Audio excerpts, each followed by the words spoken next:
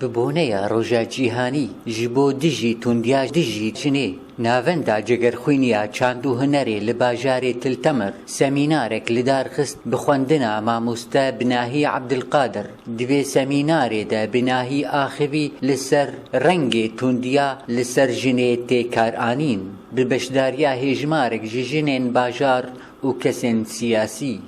ئارمان سەمینارێ بێ خویاکردن تند و توژیا لە دژی ژنێ هاتی کردن ji dîroka kem duyan û jî de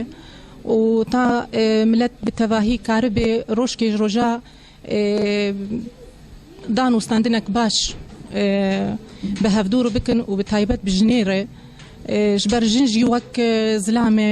mafê wê divê civakê de heye. Di pêrê wek girêdanekê jî di hundirê semînarê de heye bi rola jina Kurd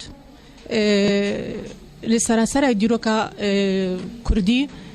kar û xebatê wê ê goberê kirî û ên ha kiriye û ji bo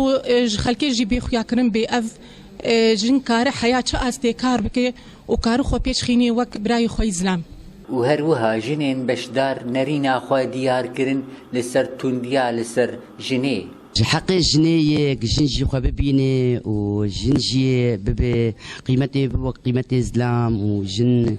yanî ew jî ana berê yanî jin dibin zilmê debûn bi zilam debûn zilam zilmî li wan dikirin li wan dixistin çî dikin yanî ana dinya pêş ketiye em dixwazin jin jî hepkî xwe bibîne û heqê jinê heye û jin xwe bibîne û siyasetê bimeşîne. Em ê zarokê xwe perwerde bikin و هەروەها بناهی ئاخیوی لەسەر ڕۆلا ژنا کورد di pêşketina civakê gomil bimil bi mêrê Kurd re dimîne çi dwarê kar debe yan rewşenbîrî be yan çekdarî be. Dara Ebdo Ark Tiltemer.